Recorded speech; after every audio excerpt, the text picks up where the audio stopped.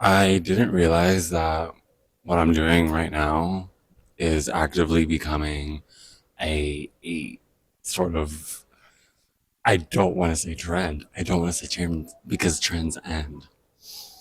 But that people have been doing this niche thing of setting up a camera in front of them and just talking and being like half philosopher, half self help. But we are all philosophers. Really, when you start thinking, when you start critically thinking, and you also start talking out loud, and I'm not even kidding, talking out loud and saying your thoughts out loud, you can solve the majority of your problems talking to yourself. Not even kidding. I don't know why we deem people crazy for doing that. When you say the problems out loud, you have your critical thinking cap on, you can probably solve it. Just gotta be impartial and and really see like what's going on, but I digress. Uh, but yeah, I didn't realize that I'm so under a rock. I'm so under a rock, and I love it. We need to find our rocks to stay under and come out when it's like healthy. Cause I literally commented this on the video. I feel like my comments get more um views and shit in my videos, and that's okay. At least I'm reaching something, someone, and that's fine. I think it's funny. Uh that's a part of the YouTube experience, the YouTube discussion board. The comments are a part of it. They really are. But I didn't realize that that this was going on. I'm telling you, I was literally under a rock, and I had commented on somebody's post. Hold on, I'm like losing my train of thought. It's like the thoughts leaving me. The thoughts leaving me. I'm so happy I recorded today. It's really like therapy. It really, this is like more for me. I don't know why I was like dragging my feet to do it. Well, it was because I had errands in the morning. It was because I had errands in the morning, and I was like, oh, I don't know if I want to go up to the terrace in the afternoon. But I was like, no, let me get off my ass. Like, this is good for you. Like I said, like talking out loud, I feel like it helps me ease my mind, and it helps me realize what's really important. It gives me a lot of insight into myself. But back to the comment. So I was commenting on someone's video, and I was telling them that I'm so happy I'm in my rock. I'm so happy I have this shield of positivity around me. Because there was someone, a doomer, we called him a doomer. He was like a nihilist. What was it? I was about to say Peter Thiel. No, oh my gosh, see, I forget. It's a white person name too. I forget it. I forget it. Oh my gosh. Oh my gosh. And I have nothing to search this. The computer's down there, and y'all know like I can't Google on this shit. That's like the only downside. I can't find out information right away. But you know what? In today's day and age, I think this is like the solution.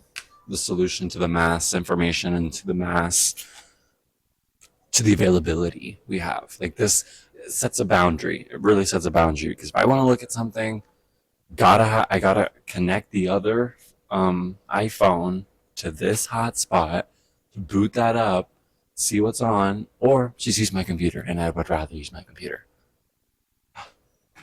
But this guy, he's a doomer, and he does exactly what I'm doing, but in a doom nihilistic sense of way, and he has a following. But I think it's only like 67,000 followers on YouTube, which in this growing genre of like what do you call it? Like I think it's normal. I just think it's like normal, not normal because weird and no. I want to be weird. But when I say normal, I just feel like this is how I would talk to someone. This is how I would talk to my friend. That's why I say normal. But this growing genre of like what the fuck do we call this? This is just human connection. This is just,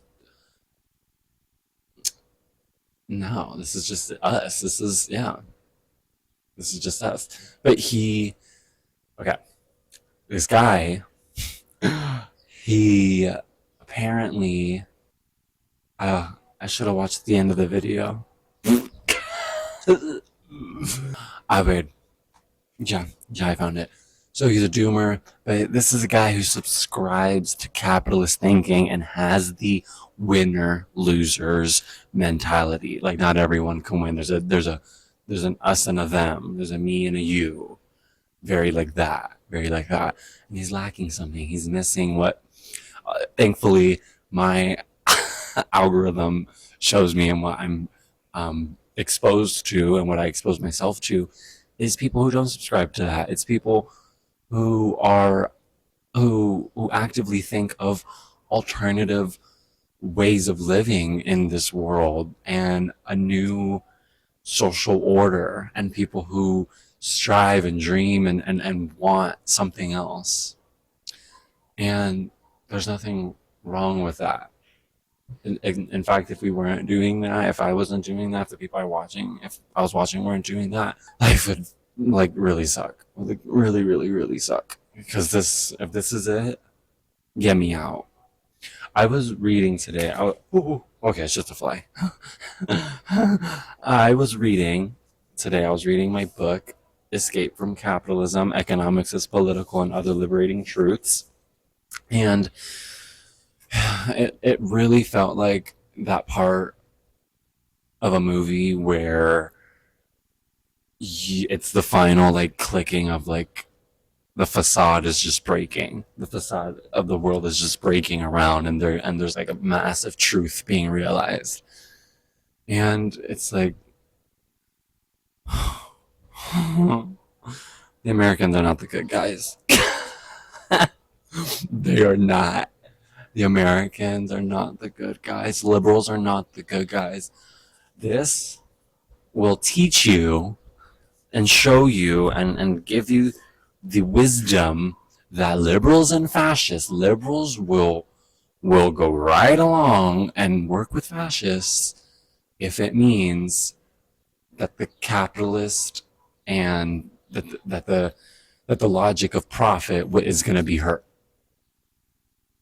They will like skipping and dilly dally right on over with the fascists. Like they would not be with the anarchists, with the leftists, with the Marxists. No, they would leave Marxist. I said Marxist, a Marxist.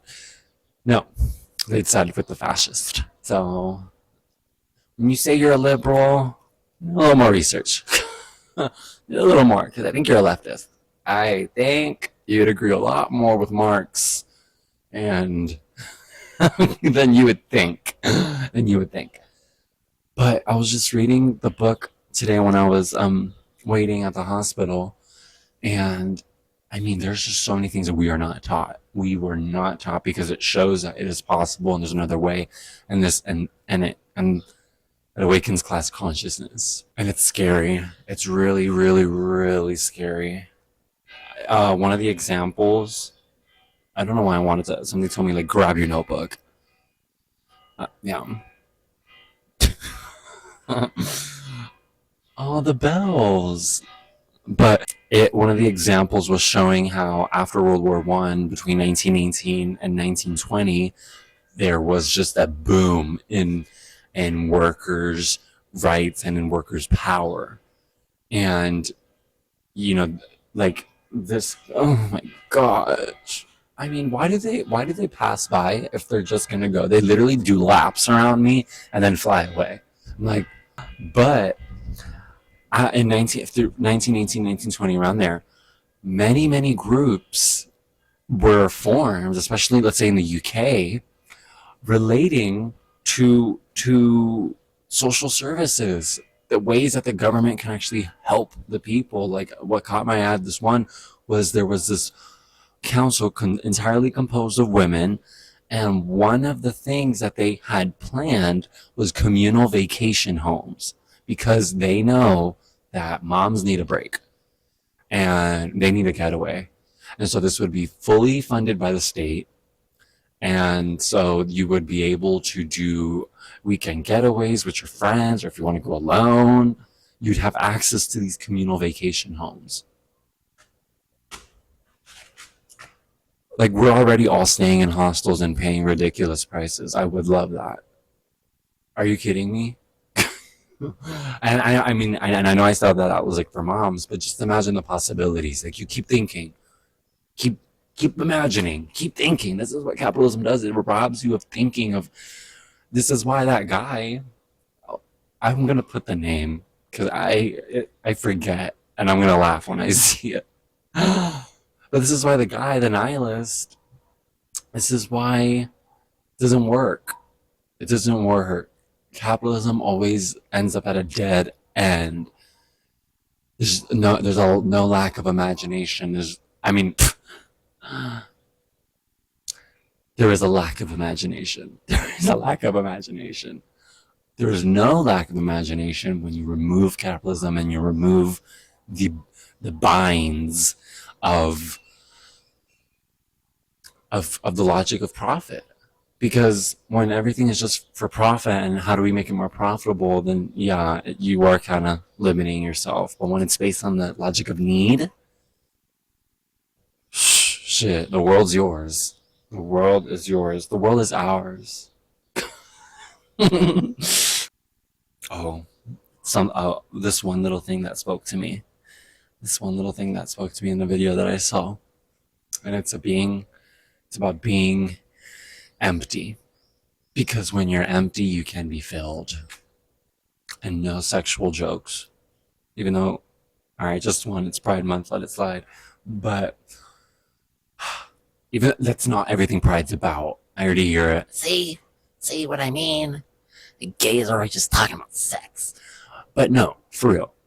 If you allow yourself to. She laughed.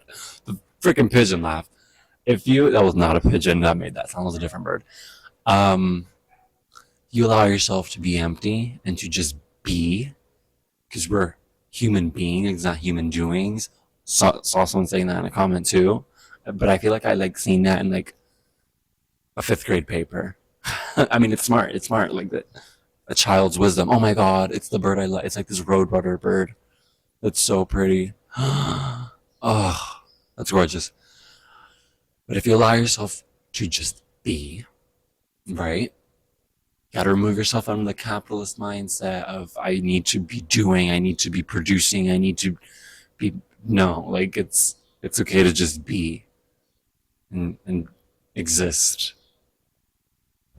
There's no there's no timeline on being, there's no due date. But if you allow yourself to just be, you can be filled with good stuff. You allow yourself to be empty. You allow yourself to just be. You can allow good. Uh, you can consume things that are good, not just for you, for your soul, but let's say your physical health, your mental. Garbage in, garbage out. I hate that one though, because my dad would always say that. I don't want to use it. Scratch it. We need to be better at being. I know that I have that too when I'm sitting down. It almost feels, and like, just let's say I'm sitting in a park and I'm just, whew, sometimes I feel like, okay, that's enough of that. That's enough of not doing anything. But it's like, we should not have that. It's kind of sad that we have that instilled into us. That, oh my gosh, is that a horse name? The sounds you hear. Um, but yeah, it's sad. It's really, really sad. I don't like it. And I think that being here is teaching me that it's okay to just be. I'm fortunate enough to be in an environment that, although it is still, the world really is still like covered in capitalist shit and it's still restrained by it, there are levels. And Spain has the infrastructure of a world before capitalism. Oof. Oof. And that's why people love it so much. See what happens when you talk out loud? Spain has has the infrastructure and the bones of before capitalism, and that's why people like it so much. They see the plazas, they see the third spaces, they see the community, they see like capitalism didn't birth this shit. No, human connectivity, intervention, innovation, artistic spirits built this. Not we are all artistic spirits. We are all philosophers. This is what built this. Not not a what is that called? A sales associate. Not oh no, that's not what I'm looking for. What's it called? The quota? Yeah, it wasn't built on a quota. There you go. Like a parking, like a meter maid, being like, we gotta do this many how, or an ICE agent, this many arrestees today. No, no, no. That's not how it was built. Nah. All right, I think this is all I had to say today. But learn to be. I'm learning to be. Stay in your bubble. Be aware, but stay in your bubble. Stay in a positive bubble because people just, ugh, all that shit just tries to bring you down. It's horrible. I don't like it. But have an amazing rest of your day, wherever you are, and I'll see you later. Bye.